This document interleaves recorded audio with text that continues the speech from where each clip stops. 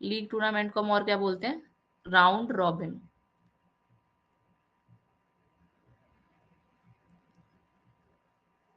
अब इसके भी 3 तरीके होते हैं। एक होता है हमारा स्टेयरकेस,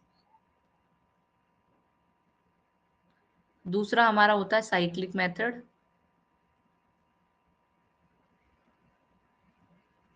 और तीसरा हमारा इसमें होता है टेबुलर मेथड।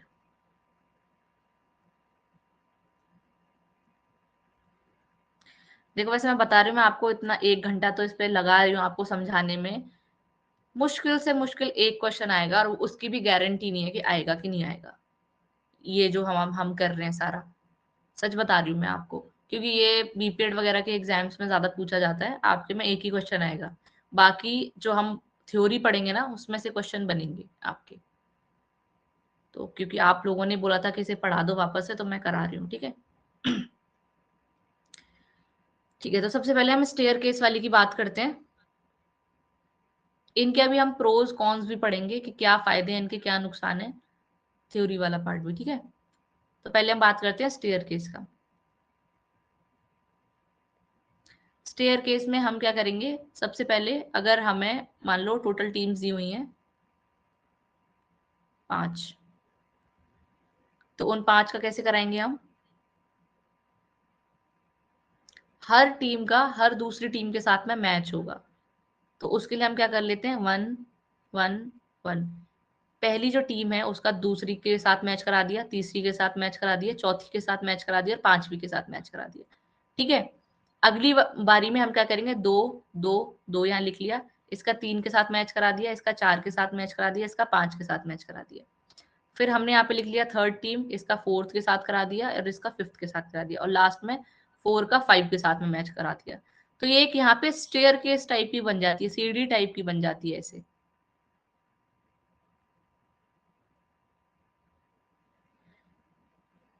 इसी को हम क्या बोलते हैं, स्टेयर केस मेथड, ठीक है। इसमें हमारे टोटल मैच हुए 4, इसमें हमारे टोटल मैच हुए 3, इसमें टोटल मैच हुए 2, और इसमें टोटल मैच हुए 1। तो कितने हो गए, 4, 5, 6, 7, 8, 9, 10। यहाँ पे टोटल मैच हो गए हमारे 10, ठीक है। और अगर हमें नंबर ऑफ मैचेस निकालने हैं, तो नंबर ऑफ मैचेस कैसे निकालते हैं, उसका फॉर्मूला होता है n-1/2। यानी कि अगर मान लो नंबर ऑफ टीम्स 10 है आपके पास, तो उसके लिए आप कैसे निकालोगे, 10-1/2, यानी कि 10, यहाँ पे 9/2, और ये हो जाएगा आपका 90/2, यानी कि 45 मैचेस इन टोटल आपके हो जाएंगे। वैसे यहाँ पे 5 टीम थी, तो 5 टीम के लिए अगर आप निकालोगे तो 5, 5-1/2, ये हो जाएगा 5 × 4/2।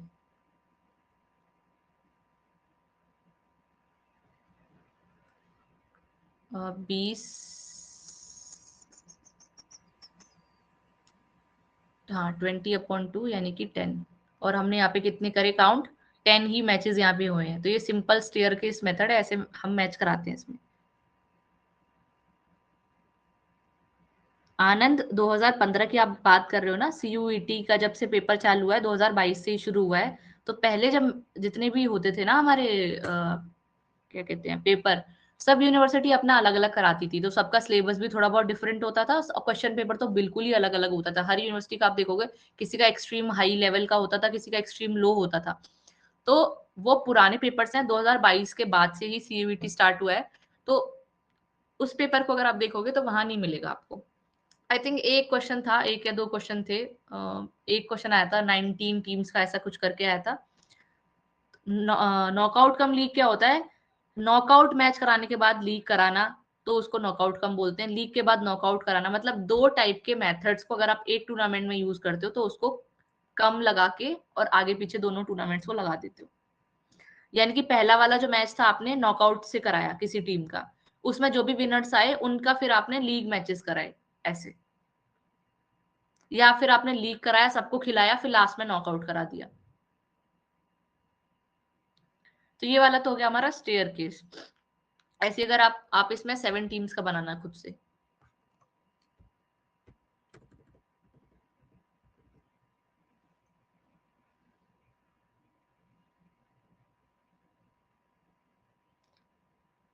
Fixture of 7 teams by staircase method. ठीक है,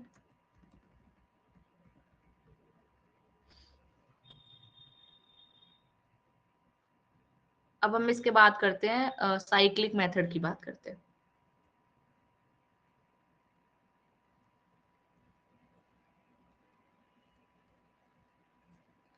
साइक्लिक मेथड के अंदर हम क्या करते हैं, पहले हम बात कर लेते हैं फॉर ऑड टीम्स।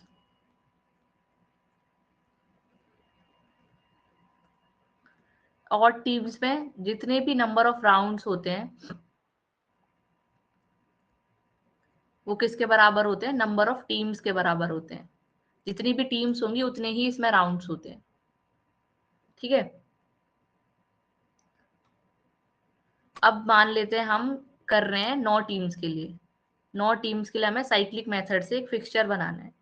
तो हम क्या करेंगे, फर्स्ट राउंड है ये हमारा। ठीक है, फर्स्ट राउंड में आप क्या करोगे, और टीम्स अगर हैं तो यहाँ पे बाई को पहले फिक्स कर लोगे।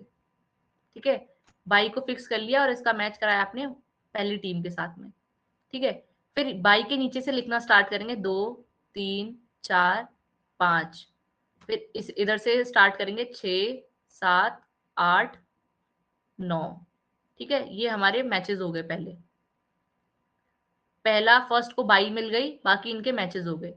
फिर जो सेकंड राउंड आएगा सेम होगा डिट्टो, बाई यहीं पे रहेगी। अब बस इसमें क्या चेंज हो जाएगा, जो यहाँ पे आपका 1 था ये घूम के आ जाएगा यहाँ 2 की जगह, और ये नीचे नीचे नीचे नीचे शिफ्ट होते जाएंगे। जैसे कि 1 जो यहाँ पे था उसको नीचे ले आओ, उसके नीचे कर दो फिर 2, जैसे सेम ये है, उसके नीचे 3, उसके नीचे 4, फिर यहाँ पे साइड में 5 6 7 8 9। अब सेकंड वाले राउंड में 9 को बाई मिल गई, बाकियों का मैच हो गया। फिर सेम बस इसको घुमाते जाना है हमको। साइक्लिक मेथड जैसे इसका नाम है, साइकिल की तरह इसमें बस हमें घुमाते रहना है। यहाँ बाई दी, फिर यहाँ पे कौन सा टीम आ गई, 9, 1 2 3, इधर हो गई 4 5 6 7 8। ठीक है, फिर हमें कराना है चौथा राउंड।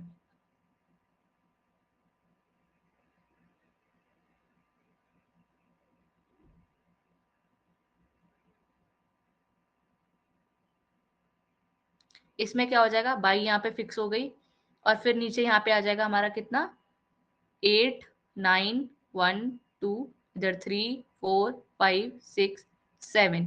अब ये कंटिन्यू हमें ऐसे ही राउंड्स कराते जाने, कितने नंबर ऑफ टीम्स जितनी है। तो वहां पे क्या होगा, आप देखोगे सारी टीम्स, हर टीम दूसरी टीम के साथ में एक एक मैच खेल लेगी। ठीक है, तो ये यहाँ कहाँ तक जाएंगे, हमारे 9th राउंड तक जाएंगे ये। तो ये सेम आपको प्रोसीजर ये फॉलो करते करते करते 9 राउंड बना लेने हैं। सिंपल, बस इतना करना है। अगर इवन टीम्स हैं, ये तो मैंने ऊपर ऑड टीम्स के लिए बताया, इवन टीम्स है, मान लो n इज इक्वल टू 8 है, या फिर n इज इक्वल टू 6 है हमारा। तो 6 के लिए हम क्या करते हैं, जो आपने यहाँ पे बाई फिक्स कर दी थी, अब आप यहाँ पे नंबर 2 को फिक्स कर दोगे। 2 नंबर फिक्स कर दिया, 1 का 2 से कराया आपने, यहाँ 3 4 5 6। ठीक है, 6 टीम्स थी क्योंकि, तो 2 को फिक्स कर दिया। अब जो आप पूरे मैचेस कराओगे वहां 2 को फिक्स रखना है और बाकियों को घुमाते रहोगे, जैसे इसमें घुमा रहे थे हम। तो यहाँ पे एक नीचे आ जाएगा, फिर इसके बाद में क्या आ जाएगा, 3 आ जाएगा, 4 5 और 6। ठीक है, ये फिक्स रहेगी यहाँ पे। फिर अगले वाले राउंड में क्या करोगे, ये सेम चीज करते रहोगे। और जो इसमें नंबर ऑफ राउंड्स निकलते हैं इवन टीम्स के लिए, नंबर ऑफ राउंड्स वो होते हैं हमारे नंबर ऑफ टीम्स -1। यानी कि एक कम इसमें राउंड होगा। मान लो 6 टीम है तो यहाँ पे सिर्फ 5 राउंड होंगे। ऊपर वाले ऑड वाले में क्या था, जितनी टीम्स है उतने ही राउंड्स होने हैं। यहाँ पे जितनी भी टीम्स होंगी इवन में, उससे एक कम राउंड यहाँ पे चलेगा, और 2 को यहाँ पे फिक्स रखना है, कोई सा भी कितनी भी टीम्स आ जाए उसमें।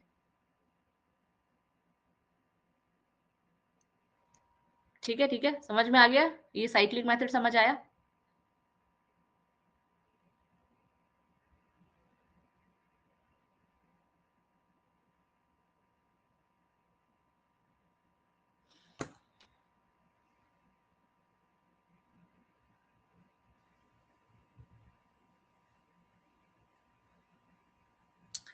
ऑड नंबर ऑफ टीम्स है तो ऑड को कैसे बाई मिलेगा? अगर यहाँ पे ऑड नंबर ऑफ टीम्स है तो एक टीम लेफ्ट आउट हो जाएगी ना, उसी के लिए हम यहाँ पे बाई लगाते हैं ताकि सब बैलेंस हो जाए।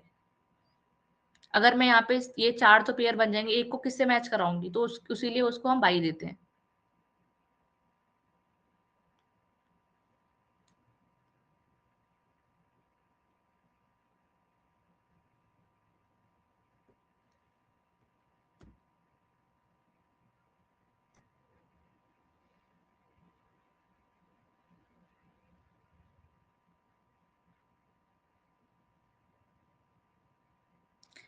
देखो, अगर इवन ऑड वाले आए तो यहाँ पे बाई को फिक्स कर देना है, चाहे 13 हो, 11 हो, 23 हो, कितना भी अगर ऑड नंबर आ रहा है तो बाई फिक्स कर देनी है और बाकी सबको ऐसे चलाना है। अगर इवन आता है तो सिर्फ 2 को फिक्स कर देना और बाकी सबकी साइकिल चलानी है। सिंपल, इतना ही ध्यान रखना है बस इसमें। और नंबर ऑफ राउंड्स कैसे निकालते हैं वो ध्यान रखना है, बस 2 चीजें। ठीक है, और टेबुलर मेथड तो एज सच इतना इंपॉर्टेंट नहीं है, तो उसको अभी हम स्किप करते हैं। बाकी ये सारे थे। इसका भी एक होमवर्क दे ही देती हूँ मैं। हमने कितनी टीम्स के लिए बनाया? आप 11 टीम्स के लिए इसमें बनाना।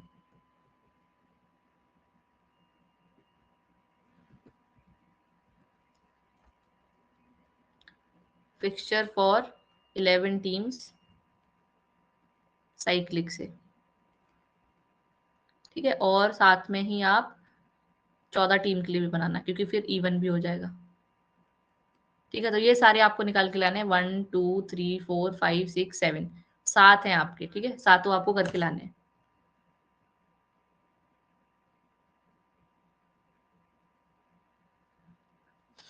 अब मैं आपको एक चीज बता देती हूँ।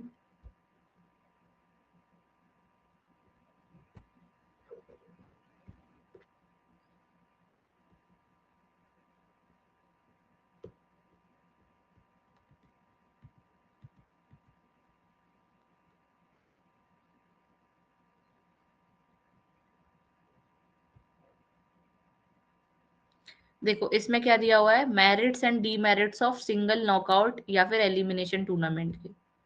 बड़ा ही कर लेते हैं थोड़ा।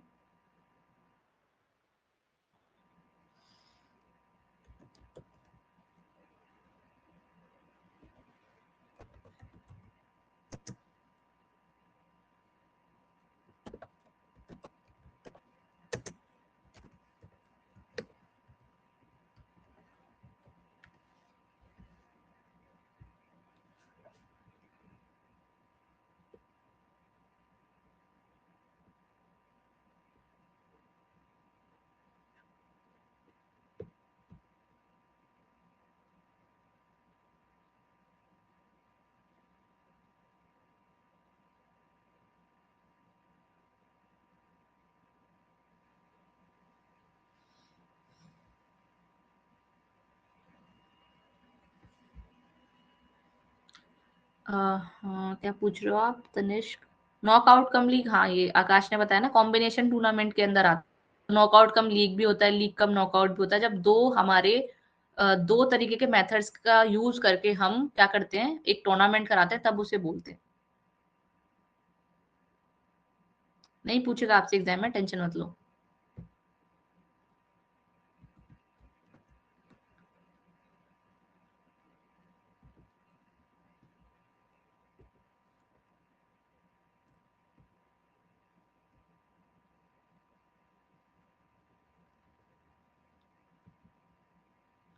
देखो, हम नॉकआउट जो हमारा टूर्नामेंट था, नॉकआउट को हम एलिमिनेशन भी बोलते हैं।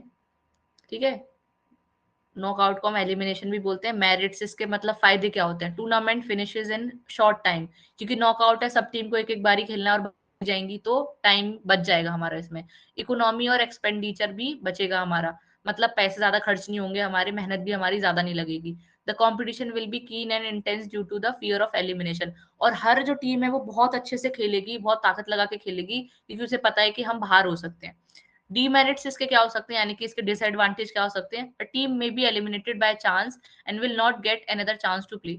अब एक बार वो बाहर होगी तो उसको दोबारा खेलने का मौका नहीं मिलेगा। अब ऐसा भी हो सकता है कि कोई अच्छा प्लेयर है वो भी बाहर हो जाए नॉकआउट में, क्योंकि उसे एक बार ही खेलने का मौका मिल रहा है। In the fixture, if the fixture is drawn purely by lots, there is a possibility of matches between strong teams।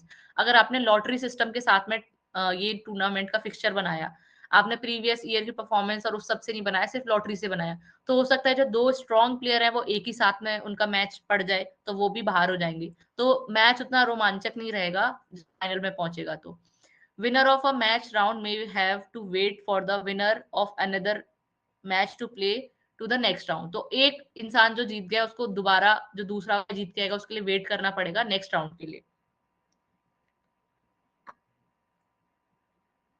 Ma'am PYQ 2024 में क्वेश्चन नंबर 72 एक बार ठीक है बता देंगे बता देंगे अलका,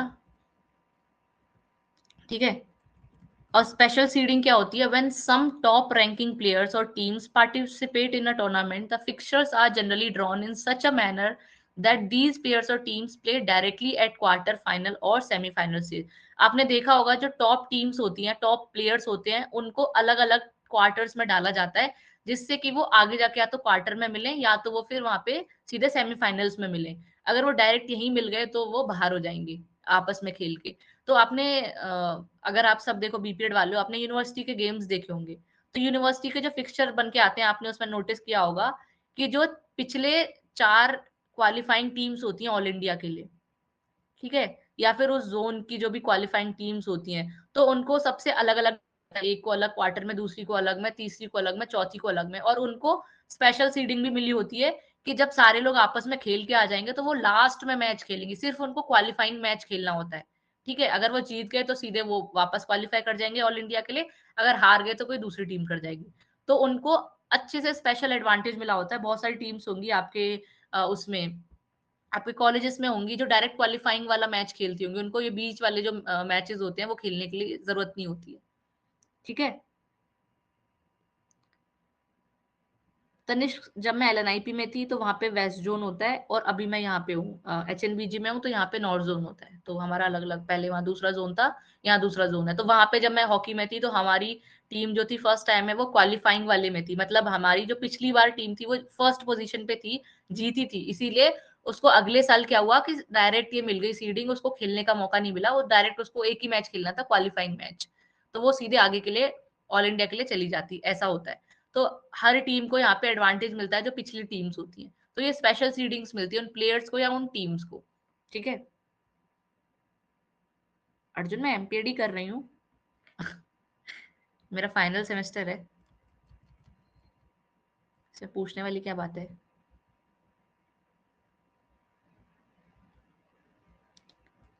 ठीक है, कंसोलेशन टूर्नामेंट का इन सिंगल नॉकआउट और elimination tournament a team may be eliminated by chance and will not have another chance to play, to avoid this consolation tournament are advocated. अब एक बार लोग बाहर हो जाते हैं तो उन्हें दोबारा मौका तो मिलता नहीं है नॉकआउट में, इसीलिए कंसोलेशन टूर्नामेंट बनाए गए कि एक बार और उनको मौका मिल जाए खेलने का, ठीक है।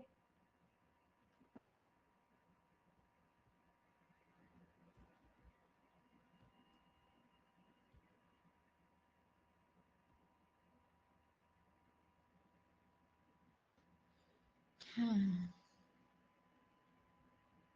और ये डबल नॉकआउट जब होता है तो उसमें 2 बार उसको मौका मिलता है खेलने का।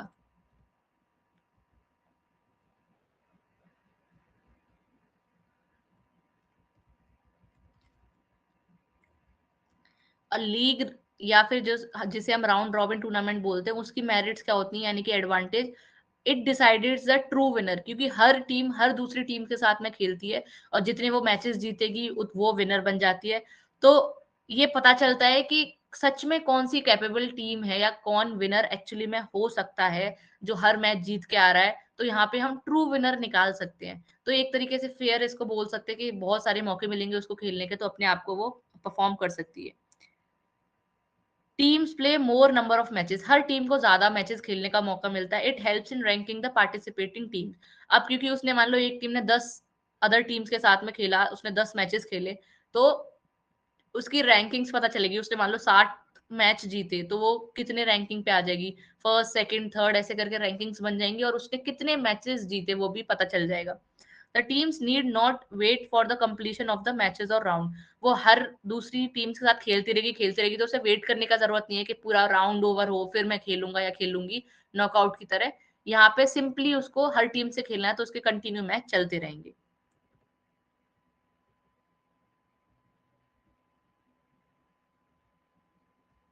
और इसके डिसएडवांटेज क्या है? It requires a lot of time and facility, क्योंकि लंबे मैचेस चलेंगे, ज्यादा दिन तक चलेंगे, तो फैसिलिटीज भी चाहिए, टाइम भी चाहिए, पैसा भी चाहिए इसको कराने के लिए। Teams that get defeated often will lose interest in the game, और जो हारती जाएगी, बार बार हारेगी, तो उसको फिर ऐसा लगने लगेगा कि बिल्कुल भी इंटरेस्ट नहीं आ रहा है खेलने के लिए।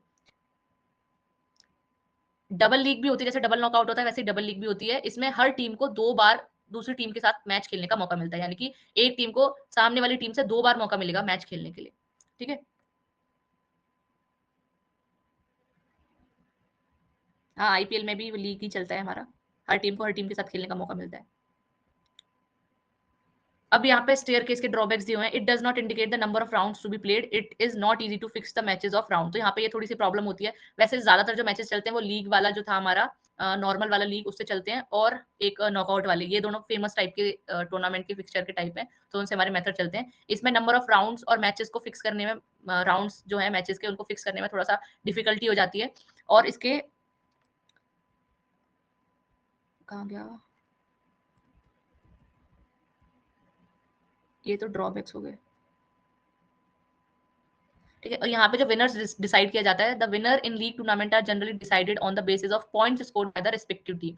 हर टीम ने कितने कितने पॉइंट्स स्कोर किए हर मैच के बाद, उसके हिसाब से यहाँ पे विनर बताया जाता है।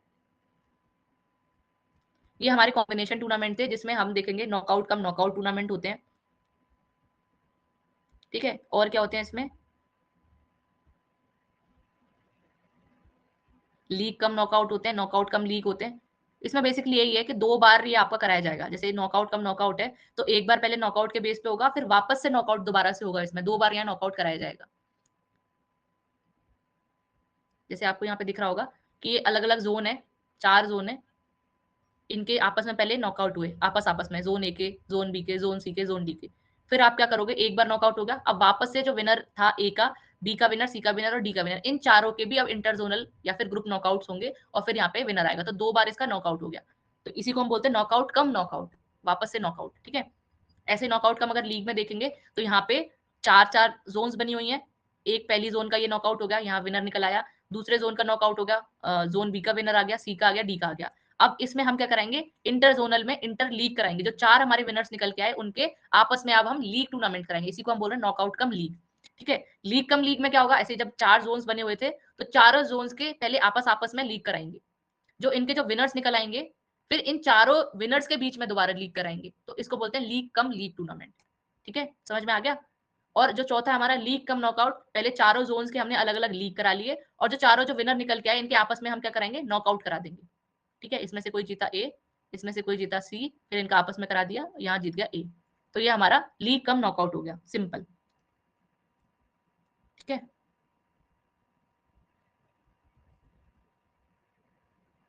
अब चलो हम बात करते हैं अपनी थियोरेटिकल पार्ट की।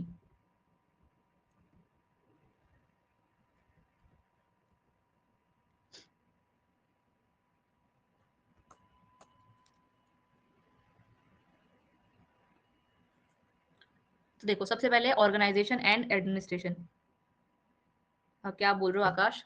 समझ नहीं आया मुझे। ऑर्गेनाइजेशन और एडमिनिस्ट्रेशन क्या होता है? When a group of person who form a business club etc together in order to achieve a particular aim is called organization. The control or the act of managing something, for example a system or organization or business, is called administration. जब कुछ लोग मिलके, कुछ person मिलके, कुछ individuals मिलके कोई business form करते हैं, कोई क्लब फॉर्म करते हैं, कोई इंस्टीट्यूट फॉर्म करते हैं, कुछ भी साथ में मिलके फॉर्म करते हैं, ताकि एक वो पूरा का पूरा वो बना सके, एक टीम बना सके या पूरा का पूरा बना सके, उसी को हम ऑर्गेनाइजेशन बोलते हैं। जो भी वो फॉर्म कर रहे हैं साथ में मिलके, यहाँ पे लिखा हुआ है कि जब ग्रुप ऑफ पर्सन कुछ चीज फॉर्म करते हैं, बिजनेस क्लब या कुछ भी साथ में मिलके, to in order to achieve a particular aim, कोई एम के साथ में, उसको हम बोलते हैं ऑर्गेनाइजेशन। और द कंट्रोल और the act of managing something, किसी चीज को मैनेज करना, उसको हम, या किसी सिस्टम को हमें, किसी ऑर्गेनाइजेशन को हमें, किसी बिजनेस को जब हमें उसे मैनेज करना है, तो उसे हम बोलते हैं एडमिनिस्ट्रेशन। इन दोनों के बीच का ये छोटा सा डिफरेंस है। ठीक है? और जो सबको मैनेज करता है उसको मैनेजमेंट टीम हम बोलते हैं। Important elements of administration. तो एडमिनिस्ट्रेशन करने के लिए कुछ इंपॉर्टेंट बातें होती हैं। उसमें आता है हमारा सबसे पहले planning, organising, staffing, directing, coordination, reporting and budgeting. कि कैसे हमें प्लान करना है। पहले अगर कोई आपको टास्क दिया गया है, आपको मान लो कोई खेलो इंडिया यूथ गेम ही हो रहा है मान लो, तो उसको आपको ऑर्गेनाइज कराना है पूरा, उसका एडमिनिस्ट्रेशन करना है, तो आपको पूरी प्लानिंग करनी पड़ेगी पहले, ठीक है, उसे सिस्टमैटिकली ऑर्गेनाइज करोगे, फिर स्टाफिंग करोगे, डिफरेंट डिफरेंट कमिटीज बनाओगे, उनके हेड्स बनाओगे, उन्हें फिर डायरेक्ट करोगे कि आपको काम कैसे करना है, फिर वो जो टीम आपने बनाई थी वो कोऑर्डिनेट करके एक दूसरे के साथ में पूरा कोऑर्डिनेशन के साथ में उस टूर्नामेंट को कंडक्ट करवाएगी, फिर जब वो टूर्नामेंट हो जाएगा तो उसकी एक रिपोर्ट बनेगी जिसमें आप पूरा रिपोर्टिंग करोगे कैसे कैसे हुई और बजटिंग करोगे कि कितना पैसा खर्च हुआ क्या हुआ। तो ये एक पूरा तरीका होता है किसी भी सिस्टमैटिकली किसी चीज को कराने का। अब इसके बाद में हमारा एक एक करके हर चीज को यहाँ पे डिफाइन तो नहीं किया गया है, लेकिन बेसिक सी बातें हैं, प्लानिंग कैसे होती है, ऑर्गेनाइजिंग कैसे होती है, आपको पता ही होगा। बाकी आई थिंक ये इसमें डिफाइन कर रखा होगा जहाँ पे हम उसकी बात करेंगे, प्रिंसिपल्स की बात करेंगे। तो सबसे पहले तो एक ये देख लेते हैं, एडमिनिस्ट्रेटिव थ्योरी दी थी हेनरी फ्योल ने। Henri Fayol the French industrialist and management consultant of the early 20th century. ये जो हमारे हेनरी फ्योल थे, इन्होंने दी थी एडमिनिस्ट्रेटिव थ्योरी ऑफ मैनेजमेंट। इसके अलावा इन्होंने प्रिंसिपल्स ऑफ मैनेजमेंट भी दिए थे। अब इसको इस बात को याद रखना कि इन्होंने प्रिंसिपल ऑफ मैनेजमेंट दिए थे, ना कि स्पोर्ट्स मैनेजमेंट दिए थे, ठीक है। Administrative management was developed in first half of 20th century. Henry Fayol, Leather, Gulick, Lindale, Urich, James D. Mooney have contributed to establish administrative management. इन सब ने मिलके एडमिनिस्ट्रेटिव मैनेजमेंट को एस्टेब्लिश किया था। Firstly, Fayol believed that organizational and business life was an amalgam of 6 activities of industrial undertaking. Secondly, Fayol identified 5 key functions. इनके functions क्या है? ये 5 functions 6 मैनेजरियल एक्टिविटीज थी और 5 इन्होंने फंक्शंस आइडेंटिफाई किए थे। 5 की फंक्शंस या फिर एलिमेंट्स से जो हमारी इन एक्टिविटीज को कंप्राइज करते हैं या बनाते हैं। वो 5 एक्टिविटीज लिखी नहीं हुई है शायद यहाँ पे, एडवोकेट 14 प्रिंसिपल्स, 14 प्रिंसिपल, 5 की फंक्शन और 6 एक्टिविटीज, ये इन्होंने चीजें बनाई थी। 5 फंक्शंस, 6 आपकी एक्टिविटीज और 14 प्रिंसिपल। जो इसमें प्रिंसिपल है वो इंपॉर्टेंट है, वो मेन है, आपको 14 के 14 प्रिंसिपल याद होने चाहिए। तो ये 6 पहले मैनेजरियल एक्टिविटीज थी, technical activity, commercial activity, financial activity, security activity, accounting activity और मैनेजरियल एक्टिविटीज। अब इनके अंदर क्या क्या होता था? टेक्निकल के अंदर प्रोडक्शन, मैन्युफैक्चर, एडेप्टेशन वगैरह वाला काम पूरा टेक्निकल एक्टिविटीज के अंदर आता था।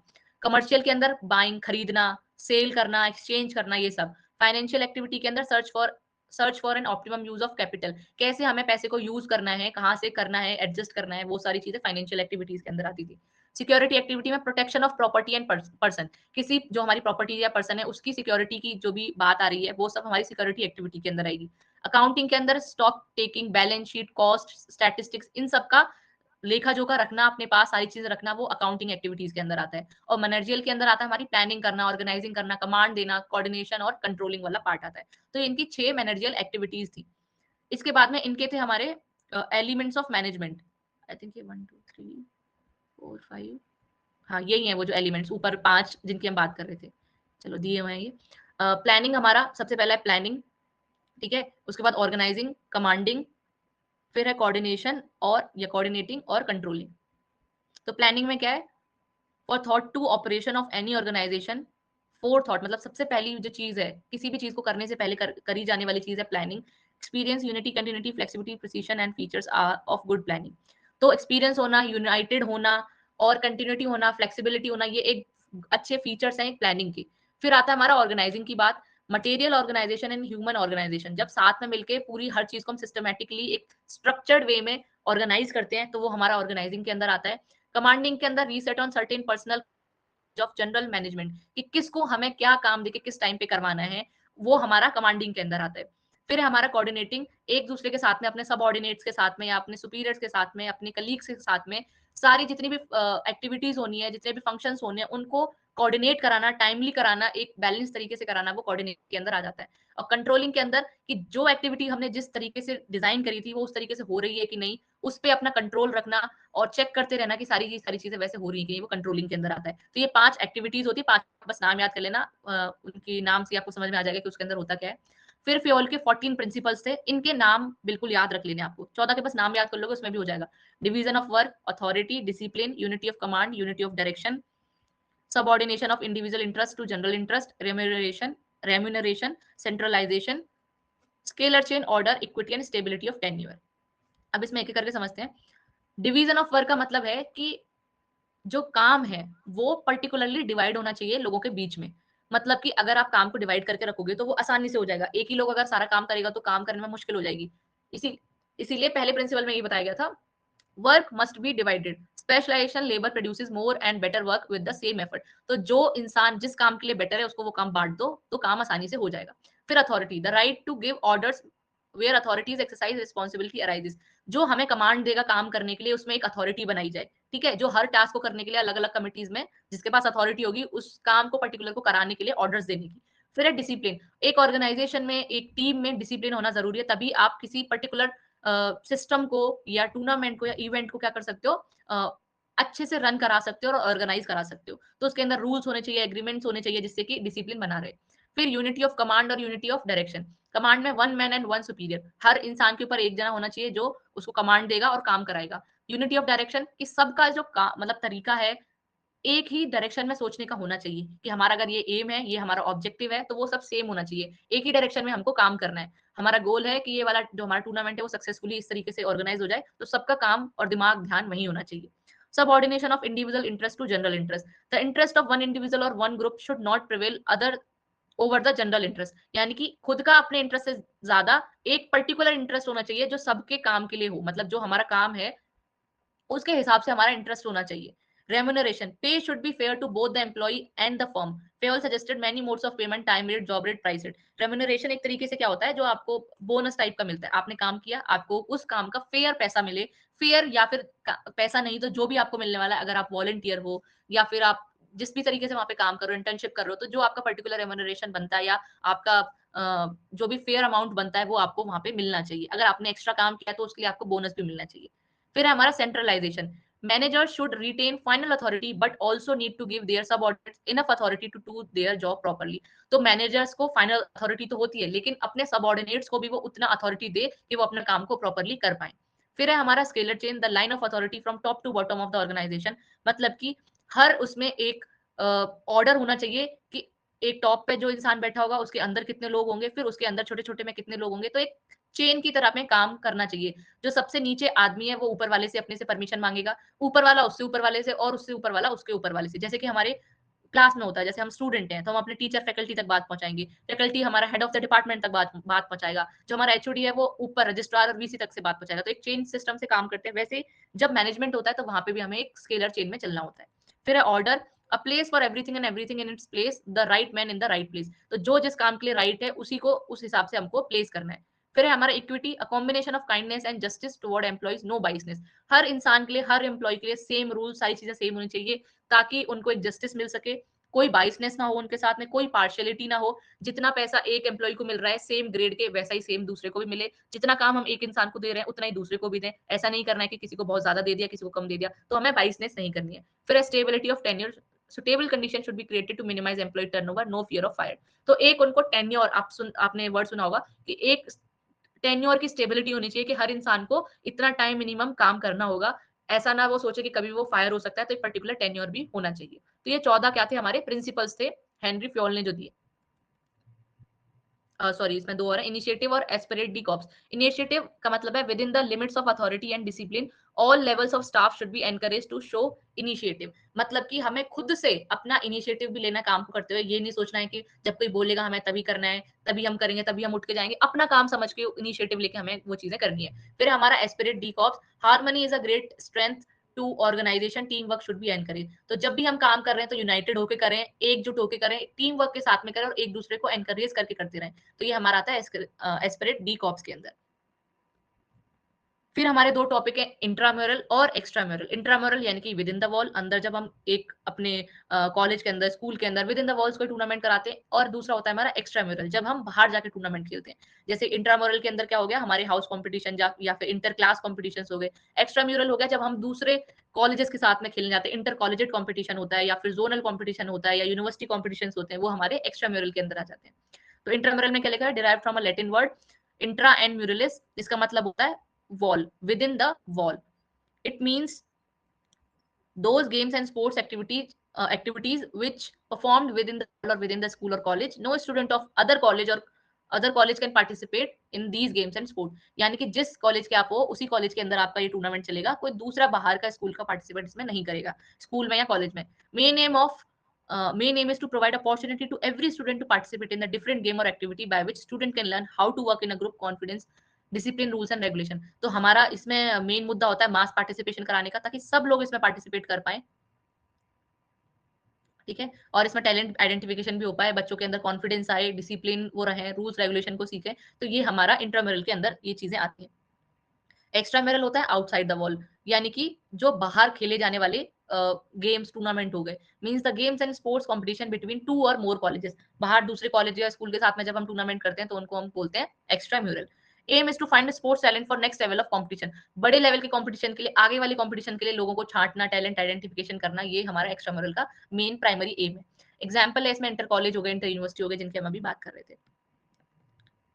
फिर यहाँ पे कमिटीज की बात करिए और उनकी रिस्पॉन्सिबिलिटी की बात करिए कि अलग अलग जो कमिटी होती है उनकी क्या क्या रिस्पॉन्सिबिलिटी होती है. देखो बहुत आसान सी है, इसमें कोई ऐसा कुछ तोप नहीं है समझाने वाली. जैसे ट्रांसपोर्ट कमेटी है तो ऑब्वियस ही बात है कि ये जो ट्रांसपोर्ट कमेटी होगी उसकी रिस्पॉन्सिबिलिटी होगी कि ट्रांसपोर्ट करना, लोगों को, सामान को सही टाइम पे सही जगह पहुंचाना. पब्लिसिटी की कमेटी होगी तो इवेंट के जो एडवर्टाइजमेंट है तो वो वाली कमेटी होगी. जैसे हम अलग अलग कमेटी बनाते हैं ना, अगर आपने कोई टूर्नामेंट ऑर्गेनाइज कराया होगा अपने कॉलेज में या कहीं भी, तो आप कमिटीज बनाते हो. रिफ्रेशमेंट की कमेटी अलग हो गई, ऑफिशियल की कमेटी अलग हो गई, ट्रांसपोर्ट की कमेटी अलग हो गई, और डेकोरेशन कमेटी अलग हो गई, इवेंट मैनेजमेंट की कमेटी अलग हो गई. तो वैसे ये सारी कमिटीज हैं, तो इनको रीड कर लेना. बहुत बेसिक बेसिक है कि रिफ्रेशमेंट एंटरटेनमेंट की, ग्राउंड और इक्विपमेंट की कमेटी, ठीक है, रिसेप्शन की कमेटी जो टीम्स को वेलकम करेगी और उनका जो भी लिखा जाना होगा, मेंशन करना होगा कि ये टीम आ चुकी है, वो सब इनका काम होता है.